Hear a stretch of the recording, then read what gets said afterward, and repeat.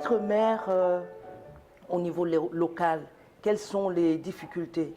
Les difficultés sont naturelles, c'est-à-dire que les femmes sont encore en Afrique considérées comme ayant une place à la cuisine, ayant une place pour entretenir la famille. Et je dis c'est bien reconnaître à la femme les capacités naturelles d'entretenir la famille, les capacités naturelles d'entretenir la vie tout court, c'est reconnaître donc implicitement que cette femme également peut bien réussir à faire toute chose qui lui sera confiée. Or, sur le terrain, nous avons trois principaux problèmes. Les hommes. Les hommes qui ont les moyens, qui, de manière culturelle, sont considérés comme ceux-là qui doivent faire, qui peuvent faire. Nous avons également les femmes. Les femmes sont les problèmes des femmes. Nous représentons plus de 50% de la population. C'est-à-dire que les femmes sont la majorité de la population mondiale. Mais au moment des élections, comment comprendre que nous tournons autour de 6% au niveau local? C'est parce que les femmes votent pour les hommes. Donc il est très important qu'il y ait des campagnes de sensibilisation, de plaidoyer auprès des femmes pour que les femmes soient les premiers soutiens des femmes. Mais également la femme en termes de confiance en soi. Si nous n'avons pas confiance en nous, nous ne pouvons pas y aller. Et c'est un frein à l'engagement politique. Les femmes ont peur. Les femmes n'ont pas confiance en elles-mêmes. Elles se disent, on n'a pas de moyens, on ne peut pas, on peut... Or, en politique, vous vous engagez, et puis vous avez des soutiens, vous avez ce que j'appelle souvent des coachs, c'est-à-dire même ces hommes-là qui trouvent en des femmes des compétences et qui veulent accompagner les femmes à y arriver. Je prends l'exemple du Cameroun. Nous sommes partis de 0 femme mère à 31 sur 374, parce qu'il y a eu une volonté politique. À chaque fois, le président du Cameroun, par ailleurs, président national d'un parti, à chaque élection a prescrit 30%. C'est ainsi que nous avons une moyenne largement au-dessus de la moyenne mondiale.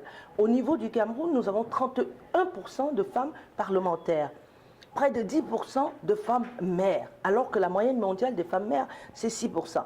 Donc il faut un engagement politique. Il faut un engagement politique des chefs de parti politiques et des chefs d'État. Ils ont signé les 17 ODD et l'objectif 5 veut la parité. Si on n'a pas fait la parité pour l'OMD, si on n'a pas fait les 30% prescrits par les OMD, pour faire la parité, il faut qu'il y ait un engagement fort, un engagement de la part des femmes, un engagement de la part des politiques, un engagement de la part des États.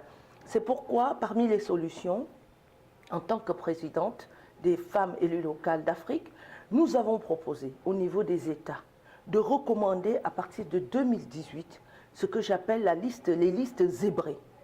C'est-à-dire que si on va faire les listes des conseillers municipaux, il faut que les chefs d'État, les chefs de partis politiques, les organisations qui vont préparer et organiser les élections imposent une femme, un homme, une femme.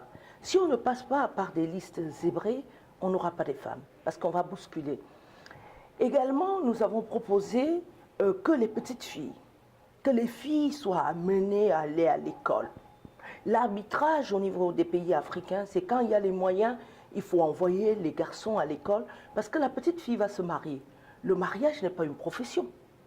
Le mariage n'est pas une profession, c'est une question de choix, de rencontre, d'amour entre deux êtres. Donc on ne peut pas sacrifier la petite fille et ne pas l'envoyer à l'école parce que, bon, c'est une femme, elle est appelée à aller en mariage. Donc il faut miser sur nos filles. Il faut les amener également à avoir confiance en elles. Il faut que les jeunes filles de par le monde et surtout en Afrique, qu'elles sachent qu'elles doivent croire en elles. Oui, vous pouvez. Il ne faut jamais dire que je suis une femme, je ne peux pas. C'est pour ça qu'au niveau du terrain, lorsque une femme s'engage, il y a toujours des barrières, il y a toujours des forces, il y a toujours des forces d'inertie, il y a toujours des forces de combat. Mais il ne faut pas s'en tenir à ces forces-là et démissionner. Nous sommes en train de faire au niveau du REFELA une campagne pour nos villes sans violence faite aux femmes. Le manque de confiance des femmes vient aussi du fait qu'elles sont très souvent violentées, martyrisées, traumatisées, dont nous allons faire des campagnes de villes sans violence faite aux femmes et sans enfants dans la rue.